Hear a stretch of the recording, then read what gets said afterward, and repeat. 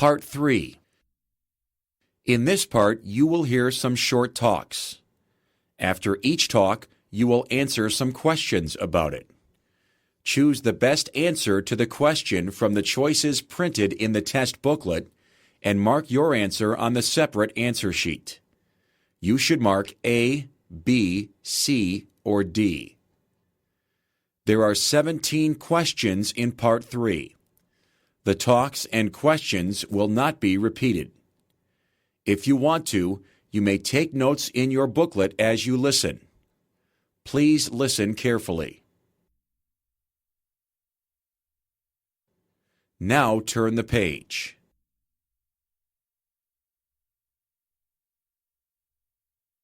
Listen to a welcome address by a member of a club. Welcome to this introductory meeting for new members of the Sierra Club. The Sierra Club is an organization whose goals are centered on the protection of the environment. It was founded in 1892 in San Francisco by naturalist John Muir, who is intent on preserving the natural beauty and harmony of the Sierra Nevadas in Eastern California. Today, the Sierra Club boasts almost 200,000 members in all 50 states of the United States.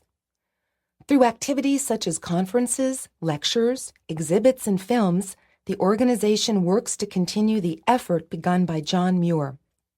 The Sierra Club also publishes a weekly newsletter, a bi-monthly magazine, and various books.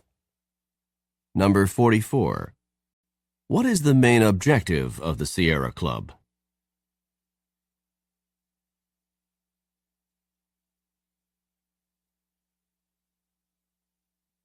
Number 45.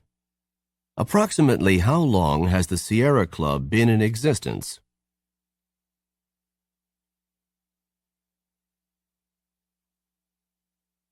Number 46. What area was John Muir especially interested in saving?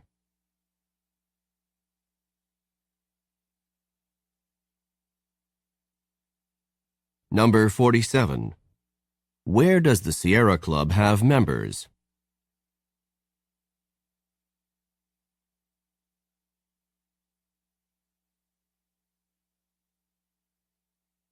Listen to a talk by a university employee. The next stop on our campus tour for new freshmen is the University Sports Complex.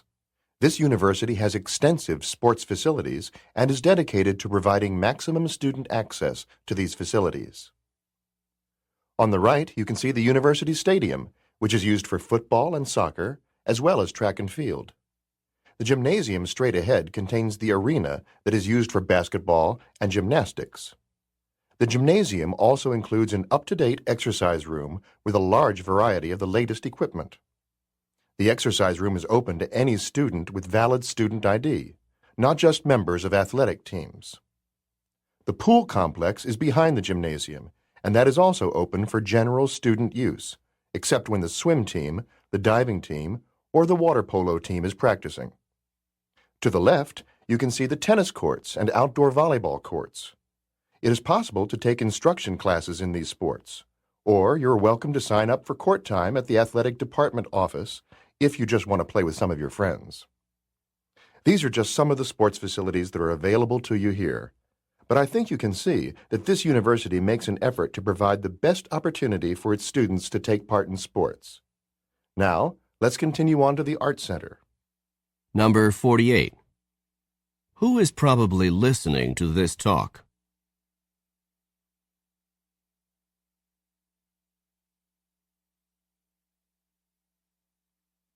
Number 49.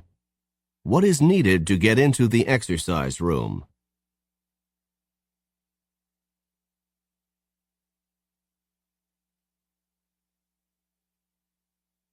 Number 50. Where should a student go to reserve a tennis court?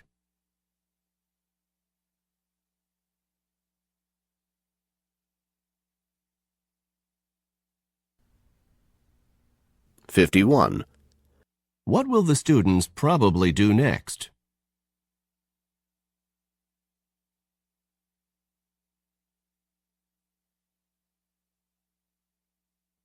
Listen to a talk given by a professor. Today's lecture is on the difference between the two literary styles of realism and naturalism. These two styles have in common a faithfulness to actual experience and a mistrust of idealism. Although they do have several similarities, realism and naturalism should be clearly differentiated. The realist objectively reports on events, with the accuracy of the description as the prime motive. The naturalist, on the other hand, has more of a philosophic bent.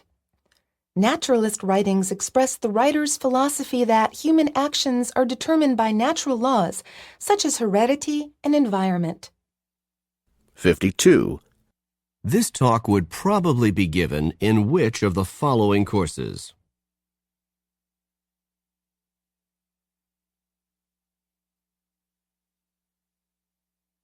(53) What point is the speaker trying to make about realism and naturalism?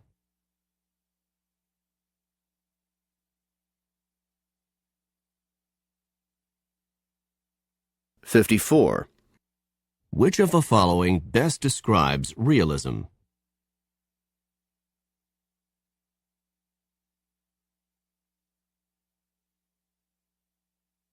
55. Which of the following does not influence human actions, according to naturalist ideas? Listen to a talk about the Smithsonian. I hope you've enjoyed your visit so far in Washington, D.C. Today we're going on a tour of the Smithsonian. The Smithsonian is actually several museums, each with a different focus, situated together on a mall. These museums in total have more than 60 million items on exhibit. The first Smithsonian museum we'll visit is the Museum of Natural History, which has various types of stuffed animals and exhibits showing the lifestyles of early American Indians and Eskimos. From the Museum of Natural History, we'll go on to the National Air and Space Museum, where we'll see displays that show the development of flight. In this museum, you can see the airplane that Orville Wright used to make his first flight and the airplane that Charles Lindbergh used to cross the Atlantic. After we visit those two museums as a group, you'll have free time to visit some of the other Smithsonian museums: the Museum of American History, the Smithsonian Arts and Industries Building, and the various art museums located on the Smithsonian Mall. After our trip to the Smithsonian today, we'll go on to the White House and Capitol Building tomorrow.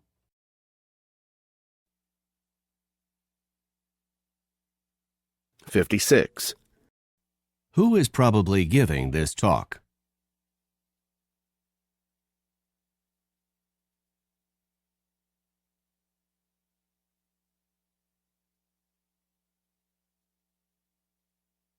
(57) How many items are on exhibit in the Smithsonian museums?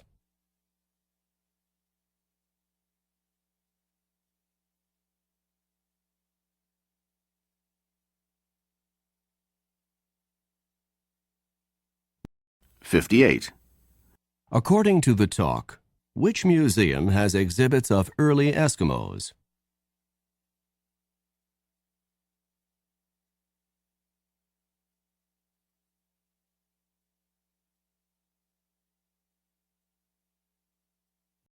(59) Which museum will they visit as a group?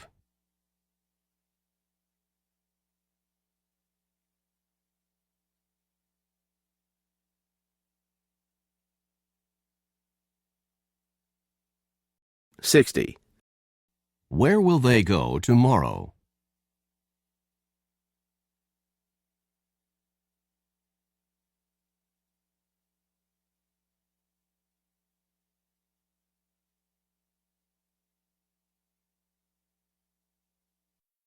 End of the listening test.